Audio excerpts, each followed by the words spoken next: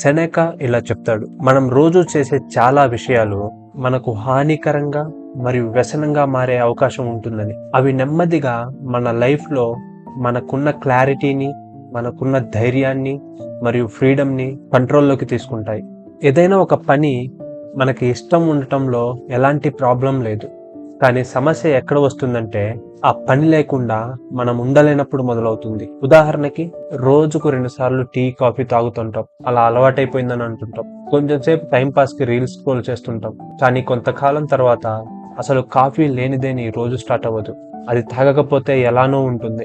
Insta scrolling mindless గా చేస్తుంటారు. First లో కొంచెం సేపు కాస్త తర్వాత గంటలు గంటలు అవుతుంది. మనం ఏముందిలే చిన్న విషయాలే అనుకున్నవి మన లైఫ్ లో భాగమైపోయి మనల్ని కంట్రోల్ చేసే స్టేజ్ కి వస్తాయి. దీని వలన మన ధైర్యాన్ని కోల్పోతాము, జీవితం పైన మన క్లారిటీ తగ్గుతుంది, మన ఫ్రీడమ్ ని కోల్పోతాము.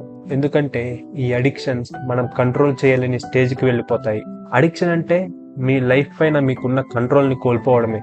సెనెకా ఇలా చెప్పాడు, మనిషికి నిజమైన స్ట్రెంగ్త్ నీ ఇంపల్సెస్ కి నో చెప్పడం ద్వారా, సరైన విషయాన్ని ఎంపిక చేసుకోవడం ద్వారా, మన జీవితానికి మనం యజమానులుగా ఉండడం ద్వారా మనిషికి నిజమైన స్ట్రెంగ్త్ వస్తుందని చెప్తాడు. మనిషి ఎందుకు తన అడిక్షన్స్ ని కంట్రోల్ చేసుకోవాలి?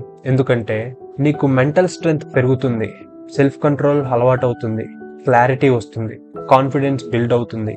నువ్వు ఒక చిన్న అడిక్షన్ పైన గెలిచినా నీ విల్ పవర్ మెరుగుపడుతుంది. ఒక్కొక్కరికి ఒక్కొక్క అడిక్షన్ ఉండొచ్చు. ఏ అడిక్షన్ అయినా సరే, అతిగా ప్రేమించడమైనా, అతిగా కామించడమైనా, అతిగా తాగడమైనా, అతిగా మంచిగా ఉండటమైనా, అది మంచైనా చెడైనా వ్యసనం ప్రమాదకరమే. నీ ఫ్రీడమ్ని, నీ జీవితాన్ని, నీ జీవితం పైన నీకున్న క్లారిటీని ఈ అడిక్షన్స్ పాడు చేస్తుంటాయి. వాటిని తిరిగి పొందాలంటే నీ అడిక్షన్స్ ని అంతమొందించాలి.